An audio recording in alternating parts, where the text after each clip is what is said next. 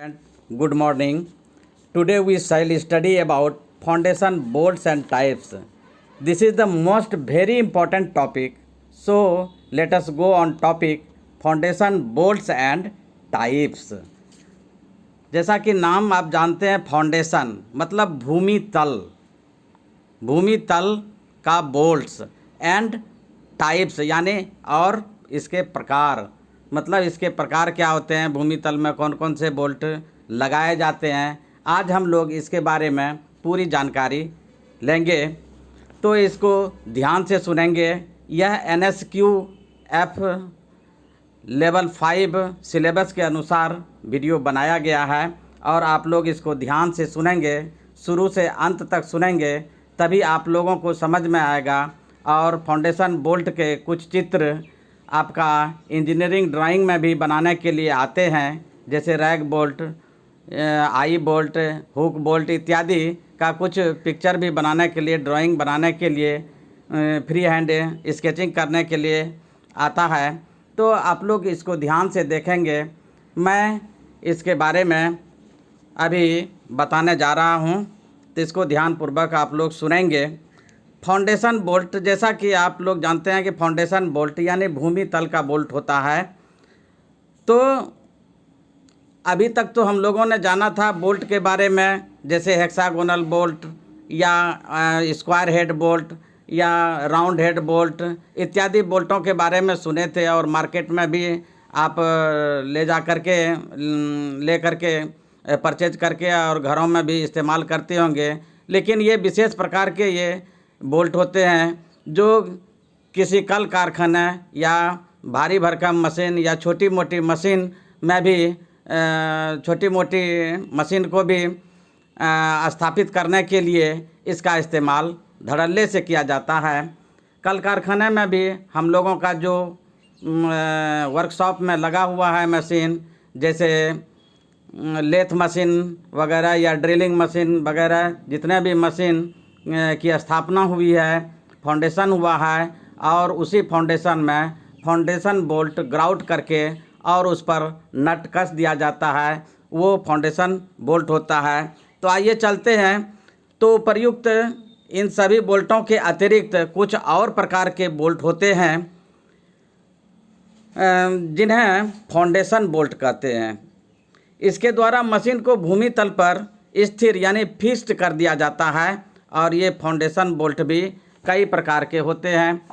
तो आइए चलते हैं आगे कि at the end of this lesson you shall be able to state the purpose of foundation bolt, यानी फाउंडेशन बोल्ट के उद्देश्य को बताना। State the different types of foundation bolts and their uses, यानी विभिन्न प्रकार के फाउंडेशन बोल्ट्स तथा उनके उपयोग को बताना। Designate the foundation bolts as per BIS, यानी BIS के अनुसार फाउंडेशन बोल्ट को डिजिग्नेट करना। Mention the purpose of grouting, यानी ग्राउटिंग के उद्देश्य को बताना। Name the different types of grouting, विभिन्न प्रकार के ग्राउटिंग का नाम बताना। तो आइए चलते हैं, एक एक करके हम उसके बारे में जानते हैं कि पर्पस ऑफ फाउंडेशन बोल्ट्स क्या होता है। For some machine tools it is very essential to hold down the machines firmly on the foundation to prevent them from moving. For this purpose various types of foundation bolts और anchor bolts are used. कुछ machine tools के लिए उन्हें हिलने से बचाने के लिए मशीन को फाउंडेशन पर मजबूती से पकड़ना अति आवश्यक होता है। इस उद्देश्य के लिए विभिन्न प्रकार के फाउंडेशन बोल्ट या एंकर बोल्ट उपयोग किए जाते हैं। अब आइए types of foundation bolt. Foundation bolts are divided into 2 groups. जैसा कि आप जानते हैं कि फाउंडेशन बोल्ट 2 ग्रुप में बटा हुआ है। वे सब क्या हैं? 1 is fix type, next removable type. यानी एक फिक्स टाइप यानी स्थिर प्रकार के होते हैं, और दूसरा रिमूवेबल टाइप। रिमूवेबल टाइप मतलब उसको हम पुनः आवश्यकता पड़ने पर उखाड़ सकते हैं और उखाड़ करके फिर दूसरा रिमूव कर सकते हैं यानी बदल सकते हैं। तो इस टाइप के बारे में हम लोग पढ़ेंगे। तो चलिए आइए चलते हैं, फिक्स टाइप के बोल्ट के बारे में हम लोग अध्ययन करेंगे। तो फिक्स टाइप के bolts, figure 1 shows the ordinary foundation bolt with mild steel plate. The rag bolt shown in figure 2 is usually forged and filled up with lead or cement. A simple form shown in figure 3 is known as I foundation bolt. A bent type of bolt is shown in figure 4.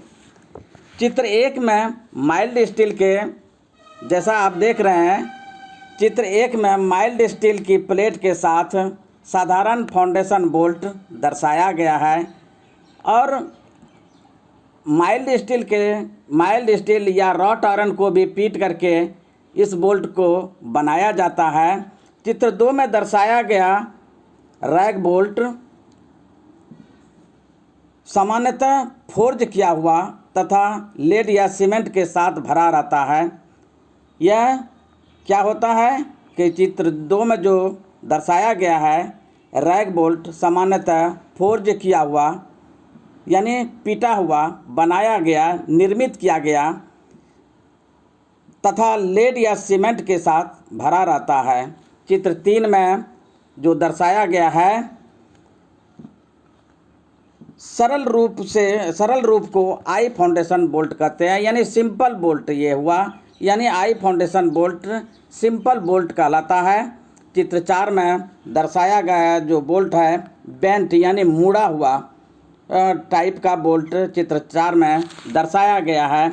तो इस प्रकार से विभिन्न type का bolt आप निर्माण कर सकते हैं, बना सकते हैं, जैसे रॉट आयरन और माइल्ड स्टील को पीट करके उसको अपने विभिन्न शेप में भी बना सकते हैं और बना करके फाउंडेशन बोल्ट का उपयोग कर सकते हैं।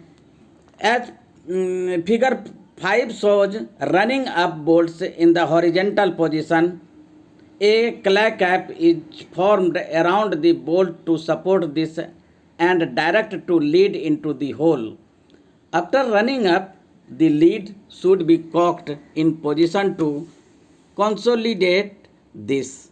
When running with lead, care should be taken to see that no water is collected in the hole. Otherwise, steam will be rapidly generated, which will blow the lead out, which may cause serious burns. तो इस प्रकार हम देखते हैं कि चित्र 5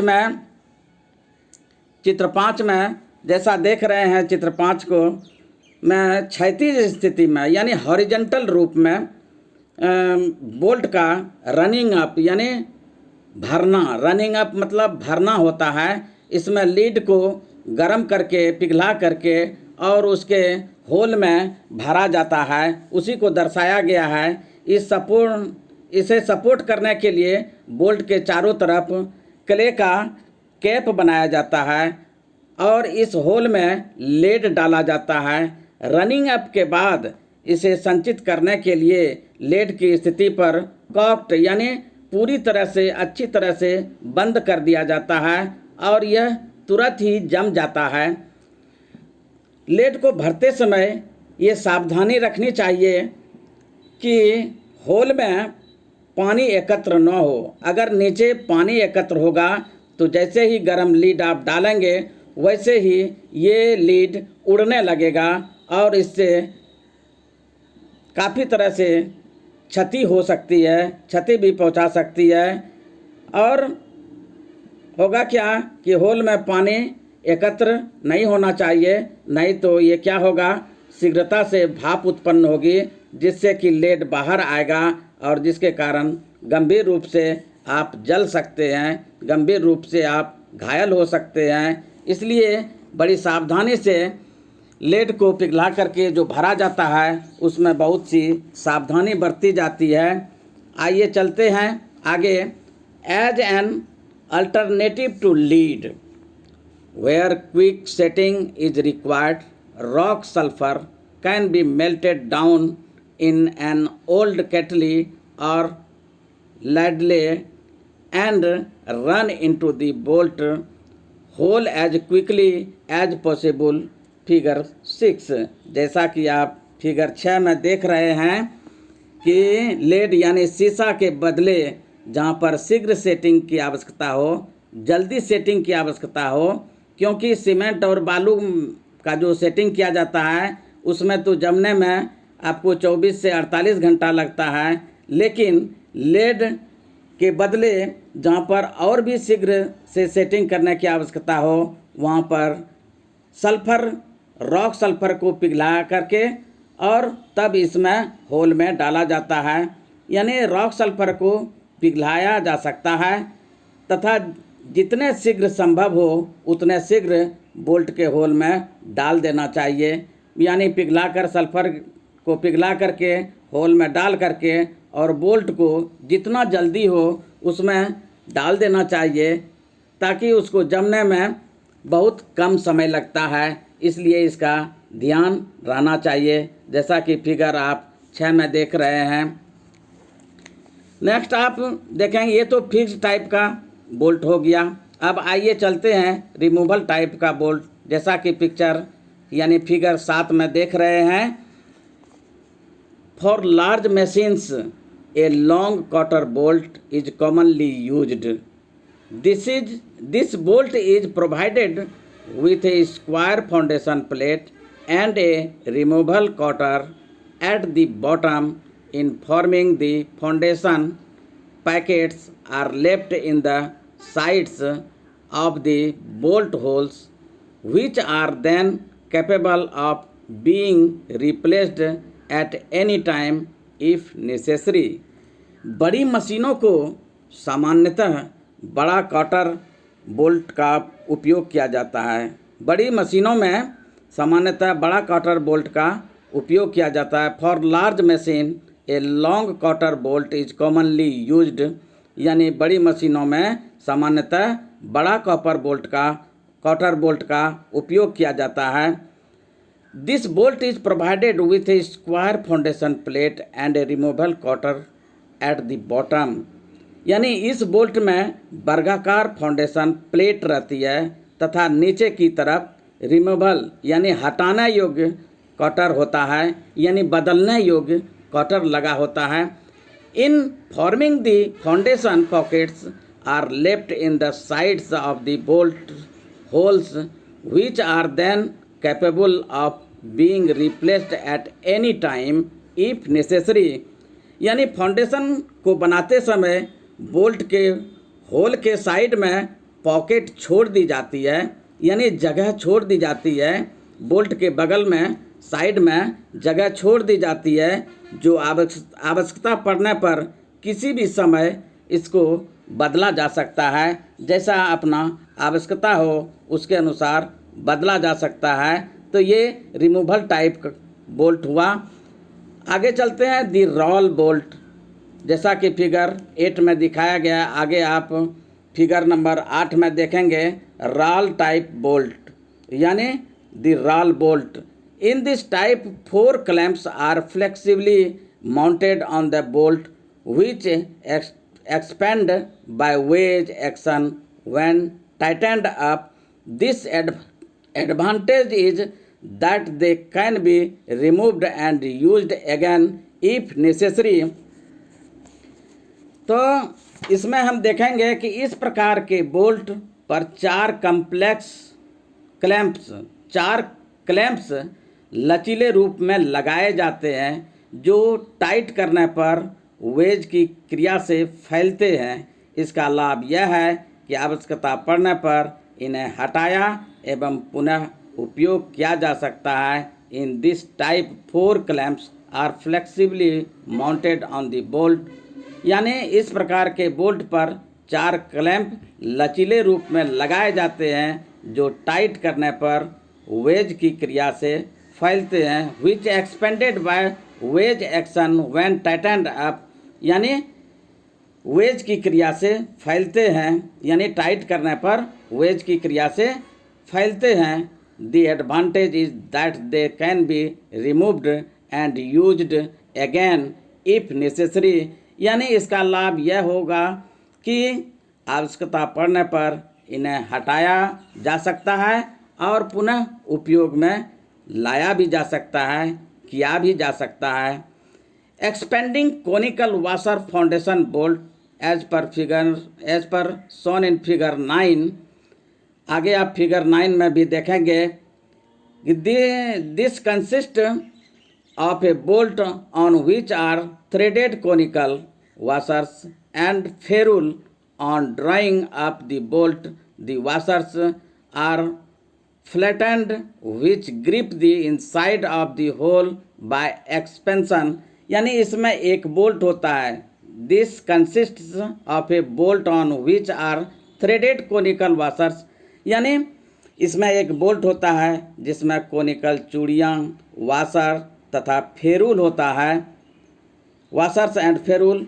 on drawing up the bolt, यानी bolt को बाहर निकालने पर the washers are flattened which grip the inside of the hole by expansion, यानी बोल्ट को बाहर निकालने पर washer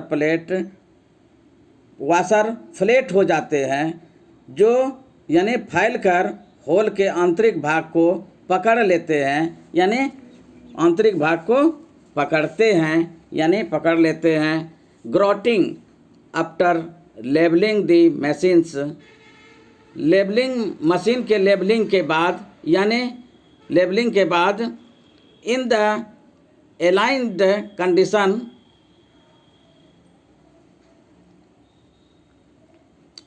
in the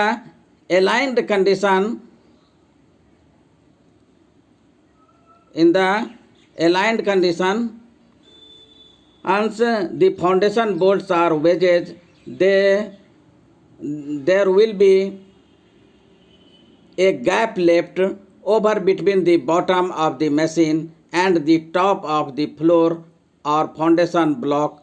This space is filled up with grotting materials such as cement, concrete or sulfur or lead, and the process is shown as grotting. After leveling the machines, यानी foundation bolt तथा veg के साथ machine को align स्थिति में label करने के बाद with the foundation bolts and wedges, there will be a gap left over between the bottom of the machine and the top of the floor or foundation block. This space is filled up with grotting materials such as cement, concrete यानी cement बालू और sulphur और lead मतलब शीशा, and the process is shown as grouting. इस तरह से हम देखते हैं कि फाउंडेशन बोल्ट तथा वेज के साथ मशीन के एलाइन स्थिति के लेवल में करने के बाद मशीन के निचले भाग तथा फाउंडेशन ब्लॉक या फ्लोर भूतल के बीच कुछ गैप शेष रह जाते हैं। इस स्थान को ग्रोटिंग मटेरियल जैसे सीमेंट, कंक्रीट या सल्फर या लेड या शीशा से भरा जाता है तथा इसी विधि को हम ग्रोटिंग विधि कहते हैं। आगे चलते हैं। ये फिगर शोन इन जो दिखाया गया है फाउंडेशन बोल्ट, ये expanding conical washer foundation bolt है, यानी राल बोल्ट ये दिखाया गया है, ये तो राल बोल्ट है, और एक्सपेंडिंग वाशर बोल्ट जो है कोनिकल वाशर बोल्ट, ये एक्सपेंडिंग कोनिकल वाशर बोल्ट दिखाया गया है। नेक्स्ट चलते हैं।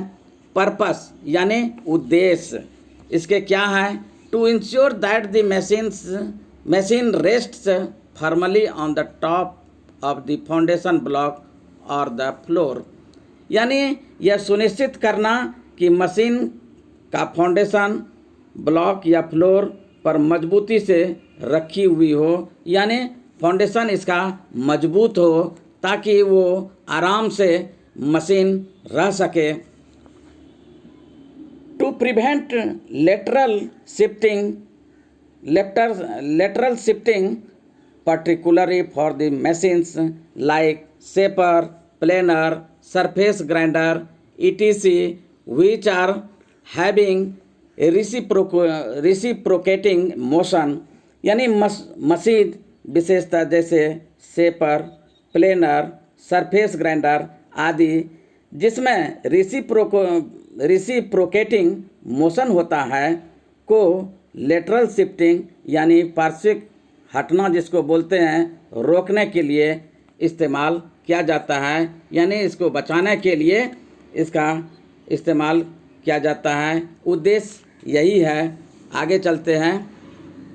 टाइप्स ऑफ ग्राउटिंग जैसा कि आप जानते हैं कि ग्राउटिंग के भी प्रकार होते हैं। किस प्रकार से हम इसको ग्राउट कर सकते हैं यानी नीचे ज़मीन में फिक्स कर सकते हैं, तो इसके कौन कौन से तरीके हैं आइए जानते हैं इसके बारे में। Cement concrete grout figure 10 shown in figure 10, जैसा फिगर 10 में आप देख रहे हैं कि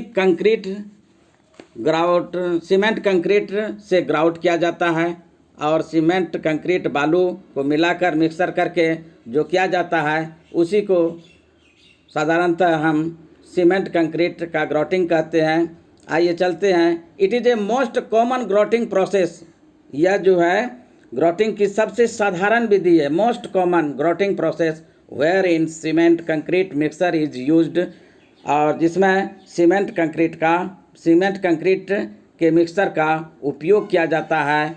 this mixer can bear the compressive load of the machine. This is quite cheap and strong, और यह क्या होता है, यह मिश्रण मशीन को कंप्रेसिव लोड को सहन कर सकता है। This is quite cheap and strong to withstand the displacement of the machine. This is not suitable for oil soaked areas, मतलब यह अलाय सोक्ड यानी तेल सोखे हुए क्षेत्र के लिए उपयुक्त नहत है, यानी यह सुटेबल है। This is not suitable for oil soaked areas, जहाँ पर ऑयल सोक्ड यानी तेल सोखे हुए क्षेत्र के लिए यह सुटेबल उपयुक्त नहीं है, वहाँ पर इसका सीमेंट कंक्रीट का ग्राउटिंग किया जाता है। जहाँ पर तेल का नहीं हो कुछ भी अंश, वहाँ पर सीमेंट कंक्रीट मजबूती से पकड़ता है। आइए चलते हैं सल्फर ग्राउटिंग। अब सल्फर ग्राउटिंग क्या होता है इसके बारे में जानते हैं। Since sulphur remains unaffected by oil और grease, it is recommended as grouting material for oil soaked areas. क्योंकि सल्फर तेल या ग्रीस से अप्रभावित रहती है, इसलिए इसे तेल से सोखे हुए क्षेत्र में ग्राउटिंग मटेरियल के लिए रिकमेंड किया जाता है। तो आइए आज हम लोग बोल्ट्स के बारे में, बोल्ट्स यानी फाउंडेशन बोल्ट और इसके टाइप्स के बारे में सीखे, यानी फाउंडेशन बोल्ट के उद्देश्य को बताना, विभिन्न प्रकार के फाउंडेशन बोल्ट और उसके उपयोग को बताना, BIS के अनुसार फाउंडेशन बोल्ट्स के डेसिग्नेट करना, ग्राउटिंग के उद्देश्य को बताना, विभिन्न प्रकार के ग्राउटिंग कप का नाम बताना। तो अभी अच्छा लगे तो इसे लाइक, सब्सक्राइब और बेल दबाना न भूलेंगे, और यह बहुत ही आगामी परीक्षा के लिए उपयोगी है, इसलिए आप लोग शुरू से अंत तक पढ़ेंगे और मनन करेंगे ताकि आपको आगामी परीक्षा में काफ़ी लाभ मिले। बहुत बहुत धन्यवाद।